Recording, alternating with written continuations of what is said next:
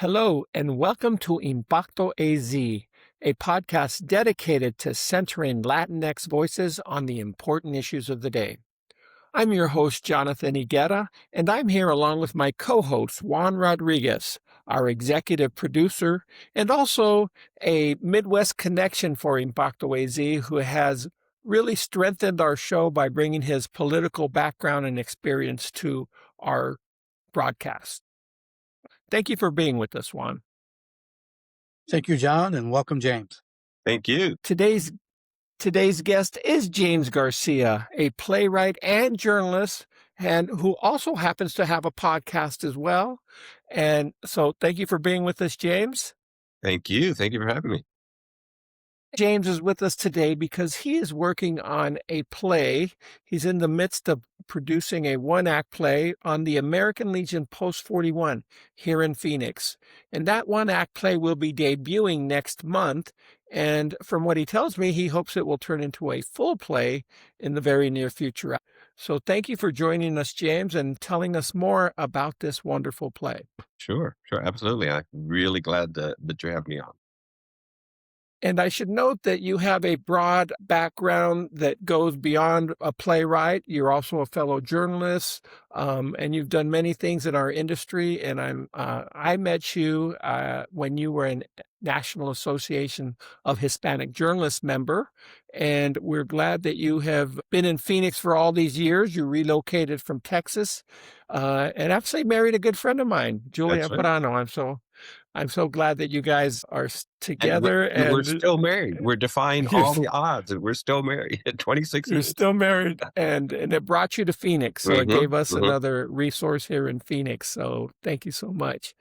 In fact, maybe you can tell us more about not only this play, but also the fact that you are a prolific playwright you founded your own Phoenix-based theater company. So tell us more about that, and then we'll get into more about this current play. Okay. Well, briefly, I've been doing a theater since the late 1980s. I think 1989. I'd have to double check in terms of when I did my first piece. And I started out a little bit on a fluke. I was invited by a friend who was a good friend who was a nurse, who had a close friend who had died of AIDS. And she knew that I was interested in the arts and asked me to do a short monologue, basically based on him as a character. And so I did that, and I actually played the role. And so that was my first piece. It was a short piece called Ray, and we did it at I think we did it at like a Mexican Independence Day festival or something. I think is where we performed it. So that was my first foray into it, theater. But I've been doing theater, live theater now since then.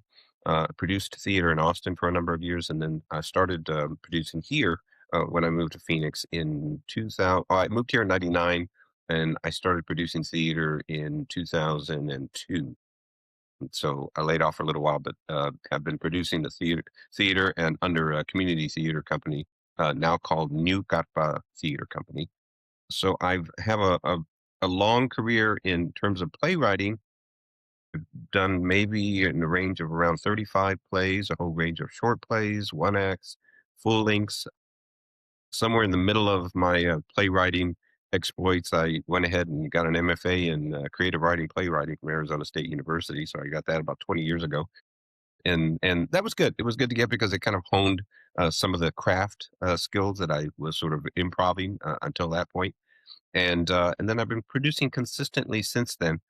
Most of the work I do is rooted in current events or historical events. So I love finding great historical stories to kind of pluck and dramatize. And this particular piece that I have coming up called Post 41, which opens on May the 18th here in Phoenix at the Herberger Theater Center, that is based on an American Legion Post that was founded. They were chartered, I guess, as a American Legion Post in 1945, and then opened their doors in 1948 after scouring Arizona for a piece of property and then building their own post brick by brick. And so it has an interesting history. I was drawn to the piece, not just because it was a bunch of vets coming back from World War II, which was kind of interesting enough, Latino vets, but they were a group of guys who basically said, we want to be involved in civil rights activity. And so they were heavily engaged in civil rights activity between 45 and the early 50s. And I was kind of fascinated by that because that's kind of a lot longer a little further back than we typically think of sort of civil rights activism. Right, right. So also they returned from World War II, and my understanding is they were not really welcome to join other American Legion posts. Yeah, yeah, Is the that it right? was, they had left, when they left to go to the war, they had come out of the barrios and, pre-World War II, and when there was, widespread discrimination, and there were still signs in some places that said no Mexicans or dogs allowed into certain swimming pools and things like that. And so they went off to war, they came back, and their expectation was, "Hey, we just fought overseas and helped defeat the Nazis and the Japanese Empire, and helped save the world for democracy, if you will.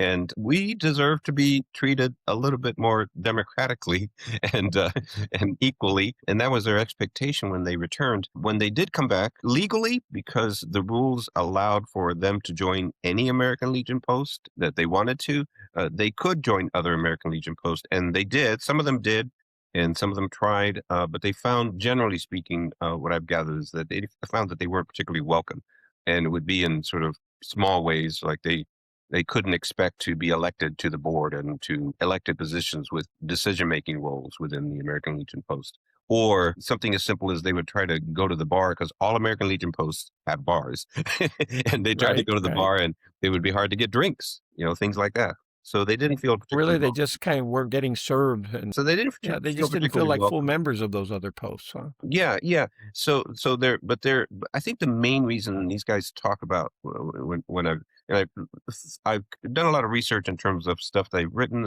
videotapes they've done, documentary videos, interviews that they've had, archives, oral history archives, and the consensus was, though, that they basically said, we want our own posts. One, because we have a certain mission, and our mission is to get involved in desegregation issues and civil rights issues. And the other post at the time that they could have joined, one of the other ones was called Post One. Just wasn't interested in that. It was predominantly white. They didn't have to worry about discrimination. They didn't have to worry about being locked out of swimming pools or anything like that, or housing. And these guys had a certain mission, and so they wanted to pursue that. And so to do that, they literally had to have their own post and elect their own leaders. Well, I'm so glad you clarified that, because the story as it was passed down to me, and of course, the American Legion Post 41 has been part of my life for a long time. Just knowing it was there, Hmm. knowing there were so many weddings, quinceañeras, and Yeah. other things that have gone on there, and it became like a center for Latino Phoenix, really, Hmm. people from that area and beyond.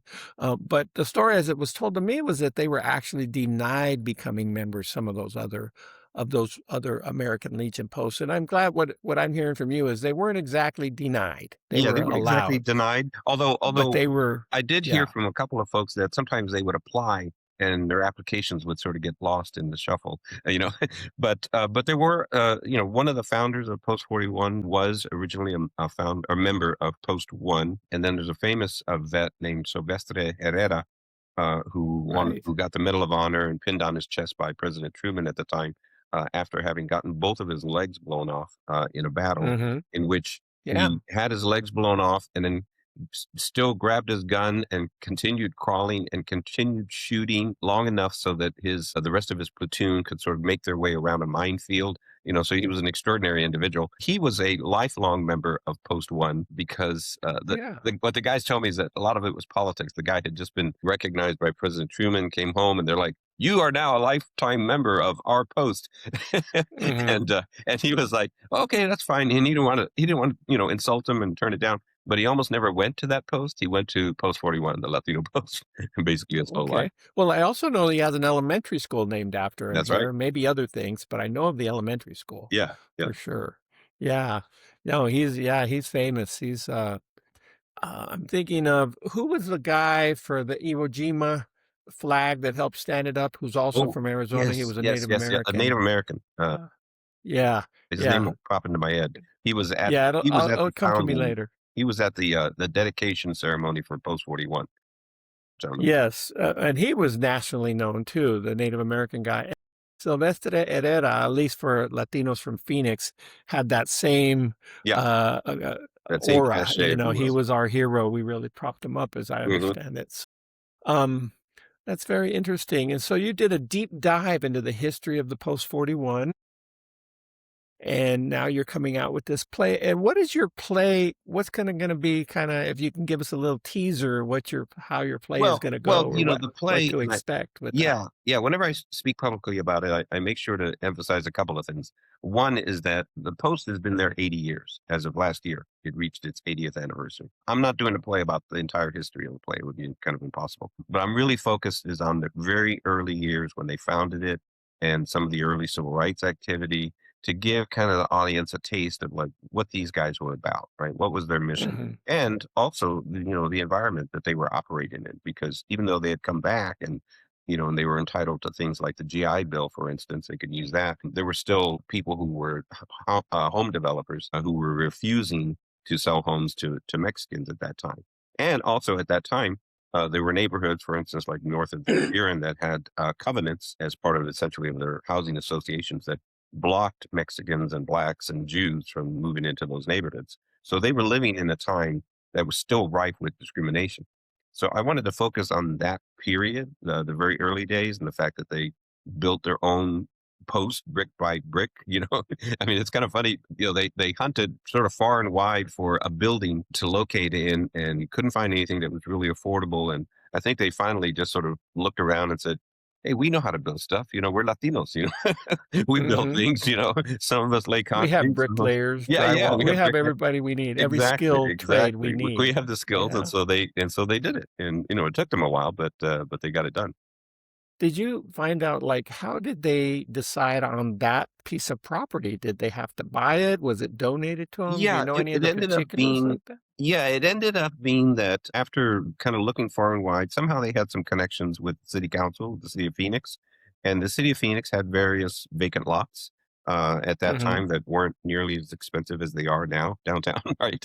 And they Okay. had this lot, and this particular lot they owned in part because there's a small building there which is supposed to be the longest existing, or the oldest existing building in Phoenix. It's called the Dupa House.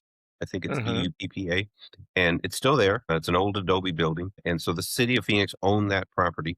And then there were also some Native American ruins nearby as well, like on the same lot, a Mhm. couple of lots. But the city of Phoenix basically said, "Okay, we'll let you have this property, and we're going to let you have it for $1 a year for 50 years." That was Mhm. the deal, the lease. That was the deal, And huh? so they snapped it up. But of course, they had to. They knew they had to build their own facility, so they set out to do that. So I wonder if they're still leasing it from the city They on are. those terms that they are, They huh? are. I don't know if it's Wow. specifically those terms, but they did renew the lease a good number of years ago for another 30 years or something like that. So then they had to go around and somehow raise the money to buy materials to get this Yeah, work done, right? yeah. They're Was it through bake sales? Do you know well, anything about yeah. how They they kind of raised they the did a money? whole variety of things. They first of all they had to raise about 10 or $12,000 just for materials. And Mhm. basically they did all the labor themselves with the exception of like specialty stuff, like they need an electrician to do a certain thing or a plumber to do a certain thing. But everything else they did on their own. So, $10,000 in 1945 or 46, 47, that's a chunk of That was cash. a big sum, Was a chunk of yes. cash. But they managed to do it. And like you said, fundraisers, uh, bake sales, dances. They got individual small businesses to donate. There were Latino-owned small businesses and non-Latino-owned small businesses that donated to them. And when they finally got to the point where they were almost done with the building, it occurred to them, of course, that well, we need to equip it inside, with kitchen Mhm. equipment or tables or whatever.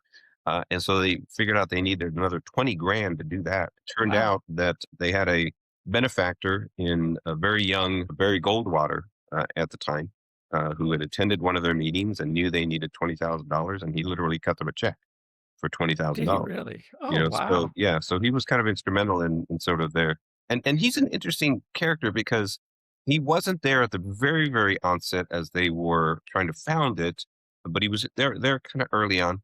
and he ended up becoming a lifelong member because he was in the Air Force. But the general consensus is that aside from the fact that he was close friends, a high school buddy with one of the founders, a guy named Ray Martínez, who's Hmm. something of the lead character in my play. They were high Yeah. school. They went to high school together at Phoenix Union, so they were lifelong friends. And he got affiliated with it that way in part. But the consensus is also that he had political aspirations, and wanted to run for Hmm. city council, and later I think maybe in the state house, and then of course became U.S. senator, right? And so he Right. knew that it would be helpful. It could be helpful to have the Latino vote on his side, and so he pursued it, even though he was a Republican, right? And most Right, Latinos right, don't, right. even No, at that time. he's an interesting guy. I think he kind of got painted as just a very militant Republican in a way because of that presidential campaign. Yeah, And yeah, that I can't even remember who he was running against. And there was some pretty hardcore advertising that he was going to lead us into a nuclear war. yeah, yeah, But he did some things at a local level like that, yeah. He like was you're talking oddly, about right now. yeah, oddly, in terms of Arizona, he was a moderate Republican, like in terms of his work here. But you're right, he gained that national reputation. He ran against LBJ, and there was that That's famous right. ad. Okay, I think it was LBJ. called the Daisy ad, showing a nuclear weapon Hmm. detonated, right? you know, and Right, right. but he also earned some of his conservative creds, kind of right wing creds, because he also opposed the passage of the Civil Rights Act.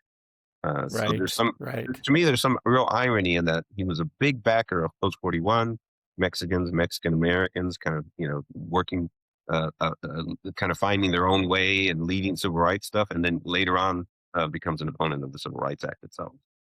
Right, right. That's funny how that works politically. I'm thinking also Richard Nixon, for example, obviously plays a villain historically, but he did some things on behalf of Mexican Americans too during his term. And, of progressive things like the affirmative Yeah, action in yeah, the federal government was right. essentially a Nixon Yeah, concept. I Yeah. come to find out later that he grew up in kind of a Mexican American-ish area and went to school with Mexican Americans. So does your play try and personalize it when you get into character development? Do you, like this gentleman, Ray Martinez, do you kind of get into family dynamics at all? Do you turn it into any Yeah, kind of I story think like I'm that, gonna narrative like that? That's a very good question. I think as the play develops and eventually becomes a full length, I'm sure by the time I get to the full length version, there'll be some stuff that I'll leave out that maybe is in there now, and stuff that I'll add. But I do try to humanize them as much as possible, right? For now, probably because it's such a short form play, I'm dealing more with events necessarily than a lot of their Okay. individual personality. Although we get to know them. I mean, we get to know something Hmm. about Ray Martinez and his personality and his kind of leadership skills. I mean, he was one of those guys that was just a born organizer.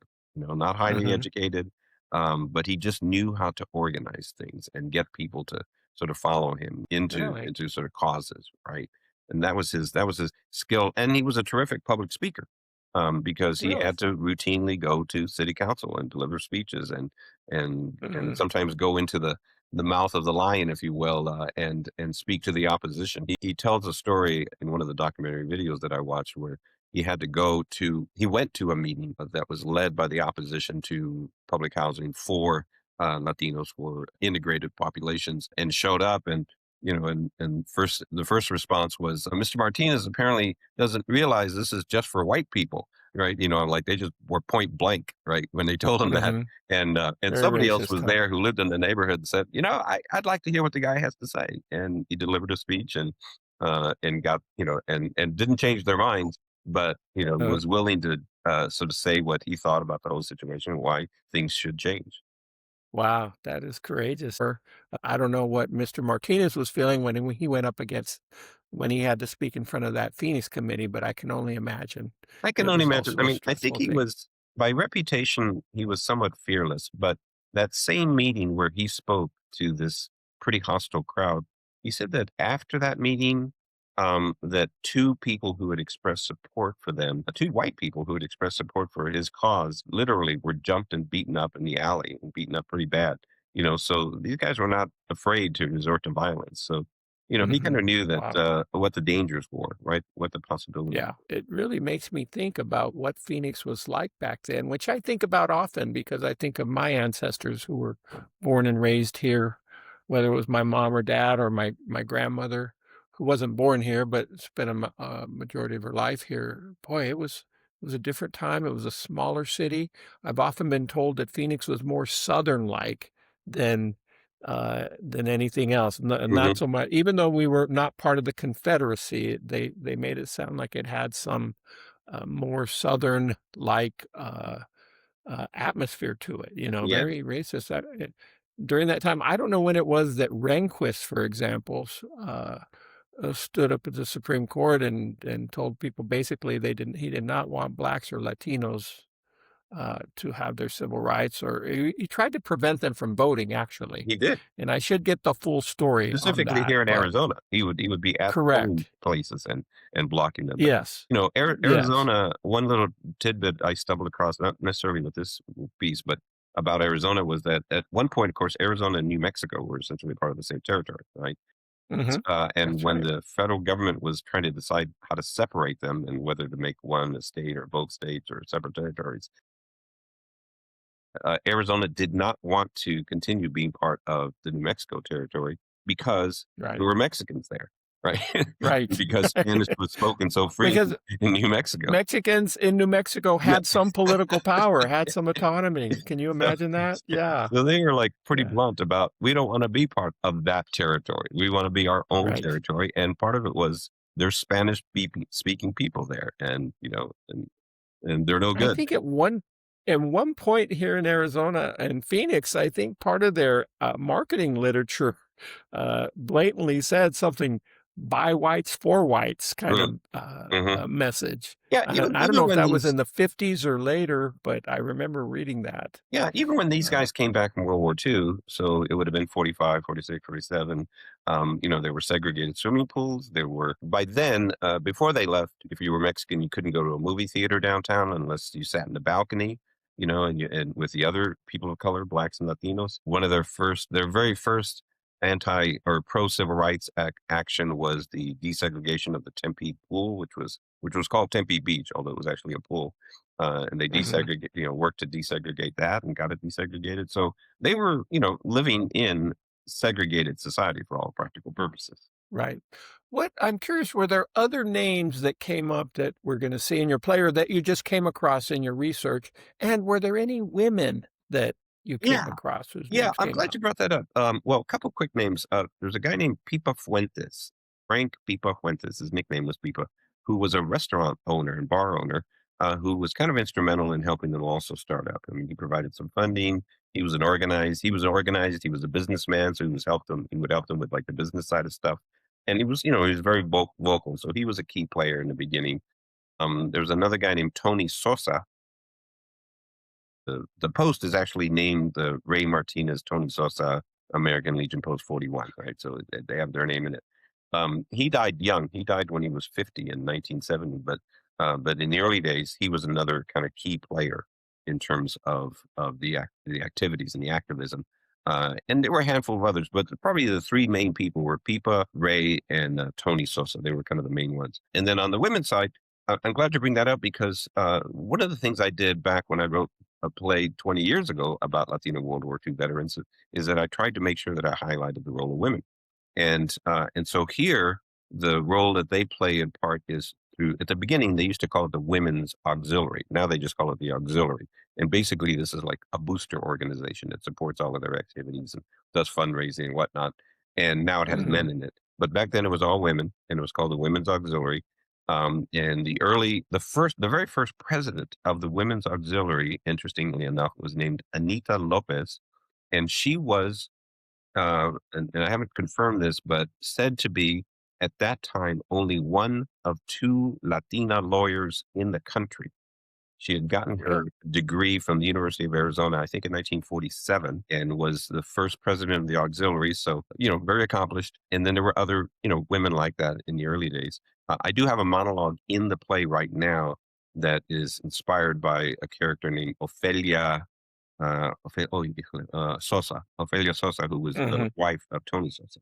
And she Hmm. basically talks about in her role the importance of women in terms of in terms of the existence and the advancement of the facility and building the post and all of that. Because it's like anything. For those of us who are married know, our wives have so much to do with our lives. Sometimes they run it. Sometimes we're following them these days, but back then Right, it was right. no different. So you could be Ray Yeah. Martinez and be going to meetings and making speeches, but somebody still had to like pay the bills and take care of the house and all the kids, and We're on top holding of it that, down. these women were organizing fundraisers and Yes. projects and boys clubs and all sorts of things, right? That helped sustain the post. Well, I still go to the post today. I'm a card-carrying member, trying Mm, to carry on the legacy of some of my family members. But, it seems like the auxiliary, we used to call them the women's auxiliary, used to be, yeah. always was doing so much work. I mean, they were in the kitchens feeding, they just raising money, doing so much, and yet historically, they're always relegated to kinda the sidelines. Just like we're trying to center Latinx voices here, I think there needs to be an effort in history to center Latinas who made so much of this happen, but never got their name on the building. You Yeah. know what I Well, mean? I mean, I want to say that consciously, I'm very much trying to do that with this story. You can't change the history of like who showed up at the city council meeting on such and such day to tell them you guys need to build public housing that allows Latinos to be in it. Right. That happened to be a man. Right. yeah, And yeah. frankly, on the other side, the city manager was a man and the mayor was a man. But Hmm. you can Hmm. tell the stories of the role that these women were playing as this stuff was going on.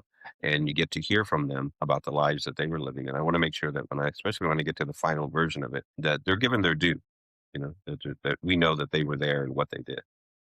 Well, James, thanks so much for taking this project on and getting to know Arizona history better than I know Arizona history. You may have been here 26 years, but you're still originally born in Chicago, raised in Texas and all parts of Texas.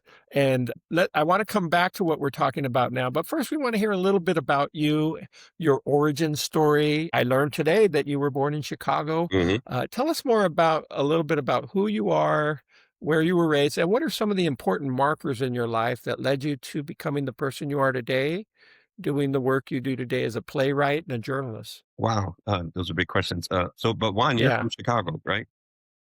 I grew up in the Quad Cities, Oh, okay. but I've spent a good deal of my adult life in Chicago. Okay. I go Okay. back every six Yeah. weeks. Interesting city. I mean, a great, it's Yeah, one of those cities with personality, right? It's yeah. very My full. daughter just moved back there last year, so Oh, I've been going back more often. oh, no kidding. Okay. I haven't been I back in miss a it. while, but I'm Yeah, still a sucker for the Bears for some idiotic yeah. reason. So am I. So am I.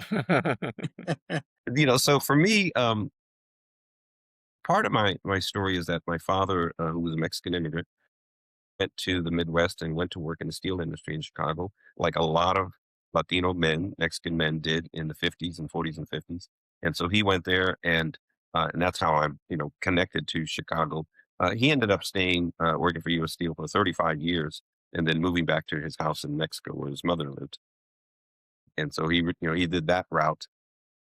But my parents divorced, or separated, I should say, when I was 5, and then didn't get a divorce, oddly enough, until 13 years later. But during that interim, I lived with my mother, and she moved constantly. And as I mentioned to you, John, earlier, it's an unsettling thing to have to move 3 or 4 times a year when you're a kid, because you just never know, what's going to be happening next.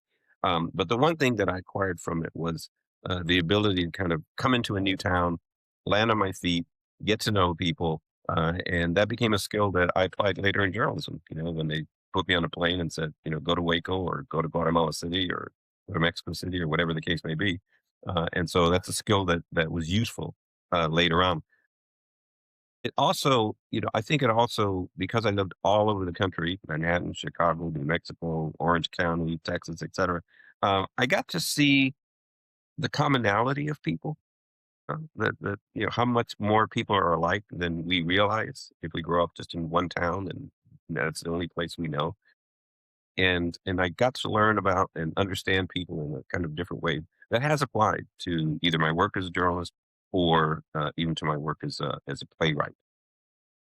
And so eventually I graduated from the University of Texas at Austin, which is where I got my journalism degree.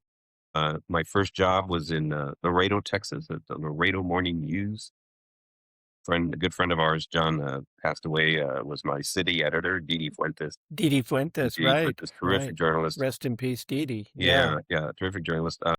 But taught me everything I needed to know about daily journalism in about the 6 months that I was there, including on the first day. My first story was a gangland shooting. A guy had been murdered in a phone booth, and it came over the police radio, and she said, "James, did you hear that?" Meaning, are you paying attention? And I was like, yes, but I have no idea what they said because they were speaking in police code.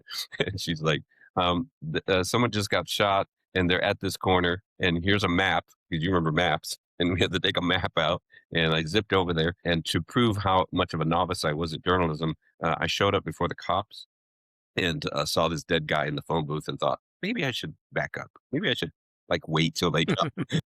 And so Too backed close up. to the story at Yeah, that point. it was too close to the story. I don't want to become part of this story. Backed up about a block and waited for the cops to arrive, and that was my foray into Yeah. journalism. And I've done a lot of different stuff in journalism since then. So you varieties. didn't go to UT Austin and get a journalism degree? That wasn't how you learned I did get journalism, a or was journalism it? degree at UT Austin. Okay. But Okay. interestingly enough, I got a broadcast journalism degree that Oh, I've okay. only been able to apply over the years by doing radio sometimes, and Okay. appearing on television occasionally as a commentator. Okay, well, it's still But I didn't journalism. go into Yeah, TV go ahead. journalism specifically, Okay. and I did that on purpose because I had, like I say, you work 6 months on a daily newspaper in a town like Laredo, where there's a disproportionate amount of news that happens because millions of people pass through that city every day. Not every day, but I mean every year. And so you get a crash course. And so that was, better than anything I could have ever Yeah. learned in journalism in terms of doing it day by day. You were writing Right, 3, 4 right. stories a day, and you were covering Yeah. everything from gun runners to Central America to international drug trafficking and immigration and gubernatorial elections and et cetera. You probably could have had a great career as a correspondent in wherever you wanted to plant yourself If doing I was, that, yeah, I mean, I did work but did overseas for a couple of years in Mexico City as a Yeah? correspondent. Oh, did you? And I could have pursued that, I suppose, if I had stayed sort of on that route. Yeah. But you fell in love and moved to Arizona? Or that comes much later, right? That comes much But I later. fell in love with it. Was about the same time, actually. It was soon Yeah. after I came back from Mexico City that I met my wife and came here. And I remember one of the great things you did when you were here in Arizona is you wrote that play, I think it's called Voices of Valor. Yeah. It actually was screened, wasn't it, at Gamage Auditorium? Yeah. Voices of Valor Because is probably my proudest work. And again, it was kind of the root of this play of Post 41. It was about Latino World War II veterans all over the country. And it was based on a couple of hundred oral histories that were gathered by the University of Texas at Austin. And I love that story for a lot of different reasons. But, first of all, as journalists, your job is to listen for the quote, right? When you go cover things. And these guys were just so quotable. We're talking about their lives, and you wanted to get everything you could possibly get into a play, about them. I had the challenge of funneling those 200 interviews down to 6 composite characters. And it was while I was working, probably about halfway or 3/4 of the way through the process, that it finally clued into me, because I didn't come from that generation, right? So it finally clued into me what this story is about. And the story was about, maybe it seems obvious, but these guys came back and said, hey, we deserve to be treated better than we've been treated. And we've fought hard and we helped defend this country. And democracy is going to continue in part because of our role. And by some estimates, 500,000 Latinos fought overseas during World War II. And a lot of them died. A lot of them were grunts and right on the front line. A lot of them died. Or people like Sylvester Herrera, were maimed, and they came back with expectations. And what I've often thought about them that makes them even a better story, if you will, is aside from the bravery, aside from they come back and sort of insist on being treated better, these guys, from their attitude and their experience, become the parents of the Chicano movement, right? When we think about Chicano movement leaders, their parents were these guys, were these people, right? So they had a generational effect. Now, was that Voices of Valor released around or premiere around the time that we were experiencing that controversy with Ken Burns? Well, where he did his World War II documentary, and they felt that he really did not represent or include the Latino contributions at he all. didn't. Is Yeah. that about the time that Well, Voices of Valor was coming yeah, out? about that time, and it was coincidence. But the first iteration of Ken Burns's documentary literally, almost literally, did not mention the contributions of Latinos at all. And of course, I it created a remember, huge and uproar. They yes, eventually tried to kind of do some patchwork, and they hired a Latino documentary filmmaker to help them fill in a right. little bit of the For gaps. a cursory Yeah, mention, yeah, I but still feel, it but was always, yeah, it was yeah. always a little bit sort of tokenistic on some level. Hmm. And Ken Burns has done amazing work over the course of his career, but No doubt, no doubt. for whatever reason, at that point in that particular documentary, he was just clueless. He just somebody, And he dug in his heels and he against kind of dug in critics, I his heels. remember. That's the part that Yeah, bothered me so much, that yeah, he wasn't open-minded at all, at least in the beginning. yeah. No, It no, took he a wasn't. really He really had to be yeah. pressured into it, and at Mhm. first his reaction was, "Hey, I'm a progressive guy, and I'm not racist, and I'm whatever." And like, well, yeah, but guess what? Like a lot of people, you're ignorant about the Yeah. role You of had a blind Latinos. spot, Ken. They're I a know blind you spot, don't think that's and possible. Yeah. you didn't know, and if you knew their contributions, you would have included them, right? Because he certainly I would included think African showing American. them your play could have gone a long way in rectifying that, but I don't know if that ever happened, but, Well, in some ways, that's and what my that play yeah, was about. My play was about the contributions of Latinos and the role that they played, and it was significant. and that was great because the American Legion, Post 41 in particular, vociferously were protesting against Ken Burns. They could have used your play as exhibit number one Hmm. on what I don't know if they ever did, but they No, could have. yeah, So yeah. thank you for doing that one as well. So and of course you've done other things beyond that too. I see you did the life and times of Raul Castro, the first and I believe perhaps only a Mexican American governor of Arizona, correct? Yeah, he was. Again, it's kind of, like I say, I like to tap history sometimes, and he was the first and only ever Latino governor of Arizona. He actually crossed undocumented with his family in 1918. There were 11 siblings, and eventually he became a naturalized citizen, something like the early 30s. But he crossed undocumented and grew up to be the governor and a three-time U.S. ambassador and held other political posts. And so really, and when he was elected at that time, there had only ever been like three Latino governors in American history. So he was Hmm. definitely a groundbreaker. Yeah, so I've done that. I did a piece also called "The Mighty Vandals," which I'm very proud of. Hmm. It's a play about a 1951 high school basketball team in Miami, Arizona. That That's was right. just That's right. They won the phenomenal state champ. basketball team.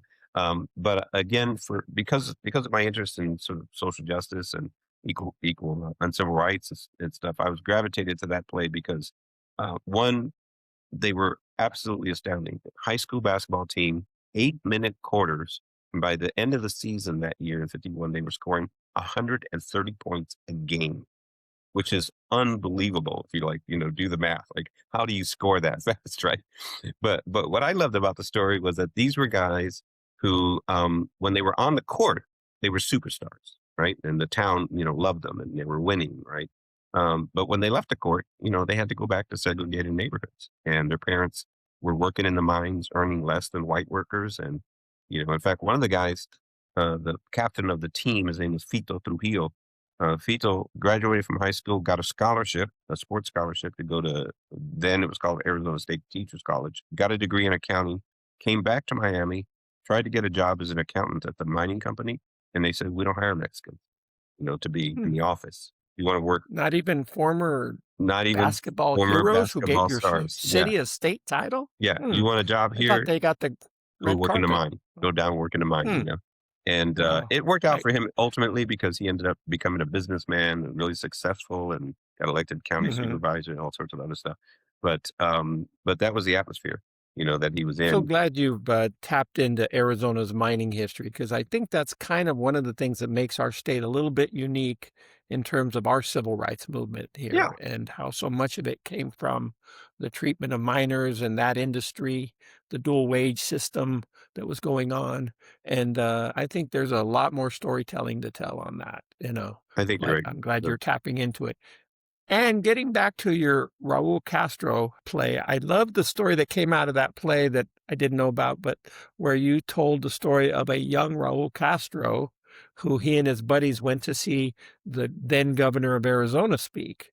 Yeah, And they were, I don't know if they were in the front row or wherever, but the governor looks they over were at at Raul Castro and says, they were even a at young, a yeah, young yeah, brown boy or a young yeah, Mexican boy yeah. They like were you at can a grow up to be park. governor? They were at a park in Douglas, Arizona, which is now named after Governor Castro, by the way. But they were at, I think it was called the 10th Street Park at that time. So they were at the park, and what happened was they had heard that the governor was coming. It was the 4th of July. And they were like, hey, boys, we all got to go down there. And they were like 10, 11-year-olds. So they rushed down to the park, not because they gave a damn about politics, but because they knew there was going to be free hot dogs and soda pop, right? Of So, course. so they got down there and they, got their food and they plopped down on the grass and they're, munching away. And at some point, Governor George W.P. Hunt, first governor of Arizona, right, points down and says, ladies and gentlemen, why, there's so much opportunity here in Arizona, but one of these little barefooted Mexican boys could become your next governor. And Raul Castro later, likes to say he was looking at me, right? We can't verify that, but Yeah, we it's a can't great verify that, but story. that was Yeah, he was that was looking at one Castro's of them. story, Yeah. right? He was looking at me, and so yeah, so he was there. Governor Castro was interesting because his career virtually spanned the history of Arizona statehood. It was Hmm. I think we became a state in 1914. I believe So so. so Yeah. his career spanned almost the entire Arizona statehood's history. God, we're a young state when you think of it that way, Yeah, I just also love that story compared to the because other states. to me, I'm a big supporter of dreamers, the undocumented youth, who we call dreamers now. And Castro, in his own way, was sort of the original dreamer. Crossed undocumented, made his way to college, got a teaching degree, became, a lawyer, et cetera, et cetera. Got a law degree from the Got a law University of degree from the Arizona. University of Arizona. Exactly. Yeah, one of the very first Latinos to get a law degree from there. Yep. We should look at his political strategy and how he captured the vote. I think there's something to that. I don't know. He had a strong Tucson base and then captured part of Maricopa County. When I'm he ran not for sure, governor. but we Yeah. need to look at that Yeah, yeah. for the Well, what's future. interesting about that is that he ran twice and he lost the first time. And at that time, there were 2-year terms. So he ran again 2 years later in 74, I believe. And he was much more aggressive about going after the Latino vote, which was at that time was the Chicano vote, right? This is the 70s, Hmm. right? And so he Hmm. was going after them hot and heavy and got their support, but also managed to get almost like virtually every Navajo vote that there was available. And they were the ones that really put him over the top. Really, they were the Yeah, the the, yeah. s- the But a margin little of bit of victory. interesting trivia about that is that, of course, then President Carter comes along in 76 and says, Governor Castro, I want you to be the ambassador to Argentina. And Castro takes him up on the offer, leaves the governorship. And to this day, I run into Chicanos, Mexican Americans, who are pissed off, who basically said, About hey, that. we worked our ass off to get you elected and you just walked away. Yeah. And the rumor mill kicks in too at that point. I remember because I had some people in my own family were asking why he left now, because I think the Don Bolles murder investigation, the journalist who was blown up, had Yeah, kind of yeah, occurred, and who was going to get implicated in that. They knew it wasn't just one guy as part of a conspiracy, but yeah. I mean, I think it was all timing. and His name never. because I based that play on one at that time it was unpublished autobiography, and then the whole series of interviews I did with him. I asked him why he left, right? And Hmm. his answer to me was that he had come here from Mexico, had gotten his citizenship, had spent his entire life proving that he was an American, right? And having to essentially validate that. Um, and when the president of the United States comes to you and says, Governor, I want you to be my representative in Argentina, it's like, how do you say no? How do you Yeah. tell that guy? How do you Right. tell the Right. president of the United Part States of your no? public service, your Yeah, civic yeah. duty. And at Oh, least as he interesting. explained it to me, it was about his commitment to being an American and his allegiance to the president of the United States. And Hmm, that's interesting. ultimately why he did it. And I on face value, I buy that. I mean, I think You accept that. I would too.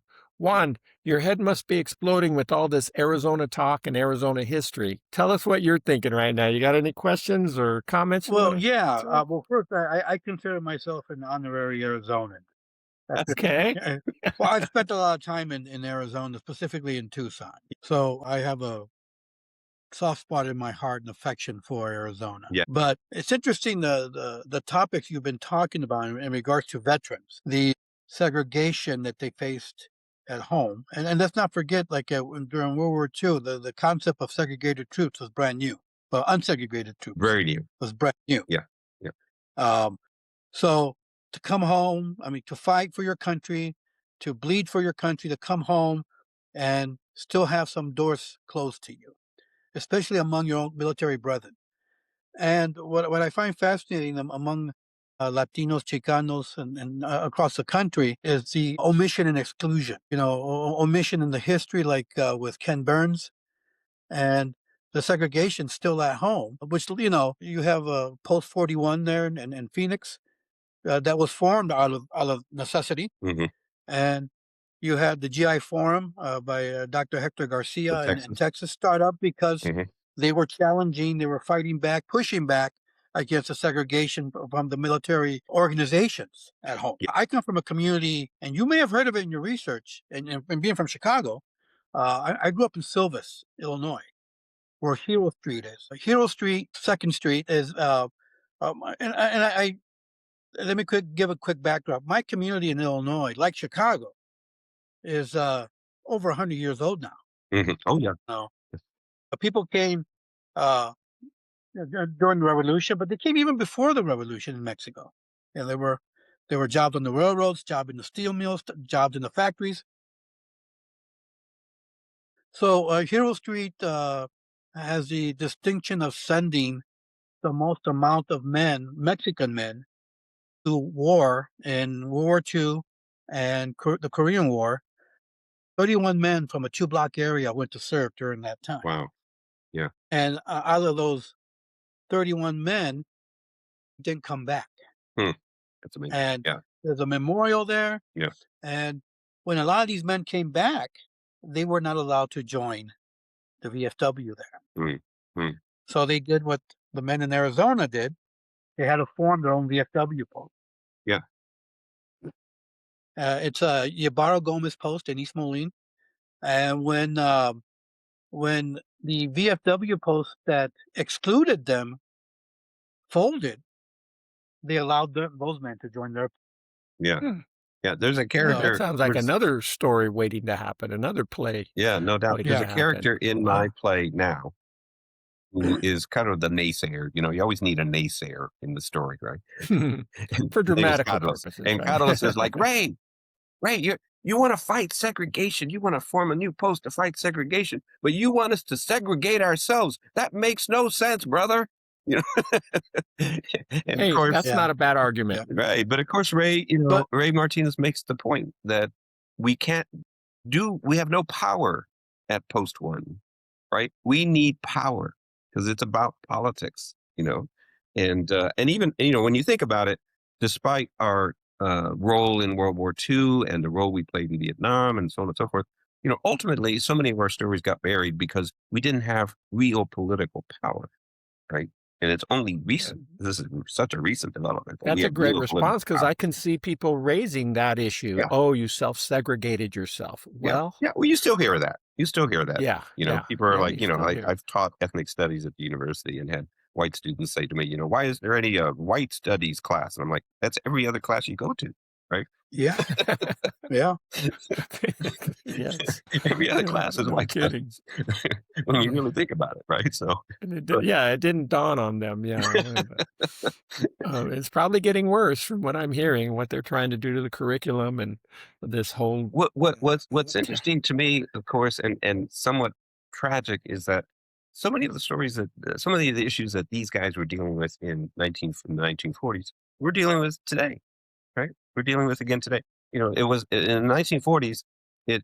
These are guys who they were children and young men during the mass deportations of Mexicans in the Great Depression, when again another estimated 500,000 to 1 million people were deported to Mexico.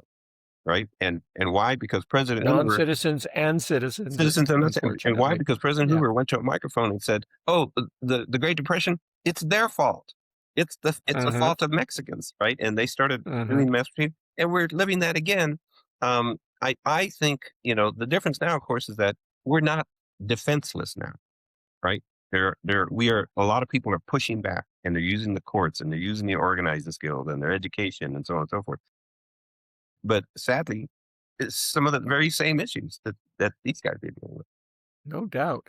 James, this has been a wonderful conversation, we've learned a lot and had a lot of fun with it. But before we wind it up, please tell us a little bit about what's happening with your one-act play, the timeline. I understand there's going to be Okay. a town hall. Yeah. Yeah. When So, tell us a little bit about that, and then we're going to have to okay, sign great. off. No, so on May the 13th in the evening at 7 p.m., we're going to be at Post 41, and we're going to do a town hall with three historians and then also a university professor from UT Austin who ran the Voices Oral History Project. Her name is Maggie Rodriguez, and she's going to be our keynote. And it's just an open town hall to talk about the legacy of Post 41. If you hear it from the perspective of these historians, who can deal with the facts of the story. And then the play opens as a preview in the evening of May the 18th at the Herberger Theater Center in downtown Phoenix. And then it's going to run for 2 weeks at something they call the Lunchtime Theater, which is a platform for new plays, and sort of run for 2 weeks. And then my goal is to take the play and the feedback I get, in this first iteration of it in May, go back to the drawing board, if you will, and create a full length play that would be released sometime in the fall of 27. That's kind of my long Okay. term goal with it. All right. Yeah, Well, that sounds like something I definitely want to get involved in and be at. So we get please come. tickets for both from where? Where would You can we? get tickets at the Herberger Theater Center box office, and it's easy to Okay. Google them. Just Google Post 41 Herberger Theater, and you will find their box office. Okay. And tickets are, and because it's a new play and kind of a work in progress, the tickets are actually very cheap. They're like $12, so it's very cheap. Wow, that Yeah, is reasonable. get them now while they're cheap. Right. Worth more than that, but I'll do that. I'll buy some for friends as well. So, well, with that, I think it's time to wind up this show. Juan, any last quick comments, and then I'll. Sure. James, thank you for writing this play. The importance of it coming out now is so important. It's so needed. And thank you for doing so. And I wish you great luck in the long run with this project. Thank you, Mark. And I all your really other appreciate it. projects. Yeah, it's a topic that's very Yes. close to my heart, and so yeah, I hope people enjoy it and that it has some impact. So I'll just take a moment to say thank you to our viewers for watching this episode. If you enjoyed this content, please like and subscribe to our channel. That way we can keep getting you guests like this and content like this.